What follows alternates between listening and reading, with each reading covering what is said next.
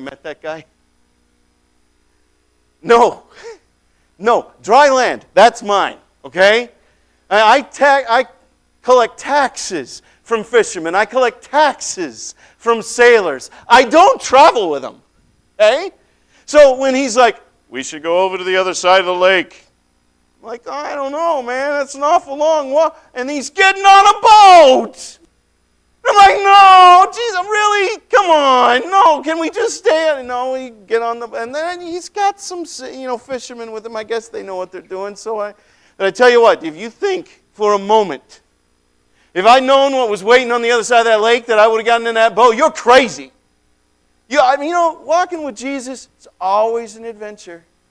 Always an adventure. But the demons were wrong. They were creepy. They were off. Now he'd make them go away, and it's like the sun would come out from behind the cloud when he did. The person who had the demon, they'd be all happy and good.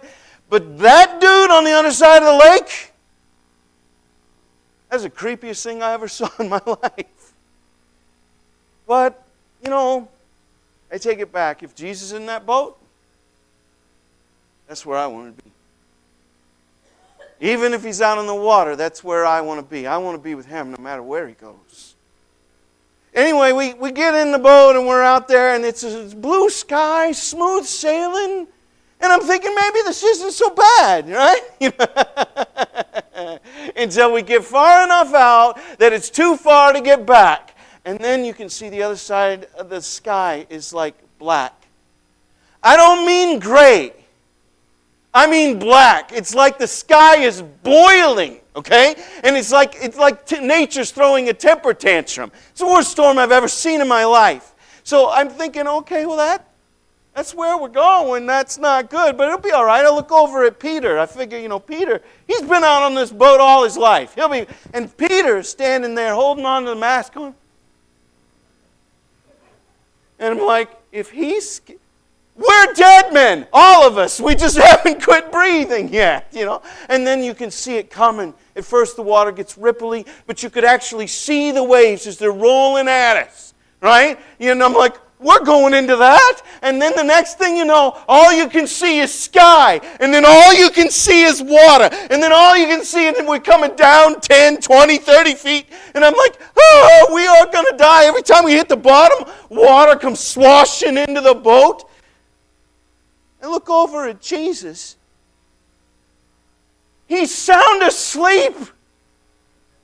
I kid you not, the man is sleeping. It's like he's looking at the sky going, you don't scare me. Look how much you don't scare me. So I'm thinking, I'm plenty scared for all of us here. And Peter goes slipping. He's grabbing the rigging. He grabs he slides along the deck. And he gets to Jesus. And he grabs hold of him. All of us are shouting, wake up! Wake up, Jesus. Don't you see what's going on? We're perishing here. We're going to die. Wake up. And he's slow blinking. Like it's a beautiful May afternoon. Right? So he gets up, and he stands right in the middle of the boat. The rest of us are trying not to toss our cookies. He's just standing there. And he looks up and he says, "When you cut this out, you're being silly. This is foolish. Stop it." And he looks at the water and he says, "You have no business being that turbulent. Now you cut it out." And like that. When he got up, I thought he was going to pray to his Father. He just fixed it himself. Didn't even know he could do that. We're sitting there going, what kind of man? Who is this? The wind obeys. He yells at the wind and it stops. Wherever he goes, that's where I want to be. Because he is the place of safety. One thing I've learned in this life, and you probably learned it too, is that life is full of storms.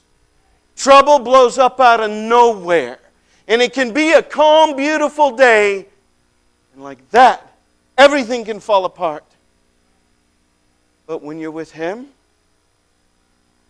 even when the wind blows, it's fine.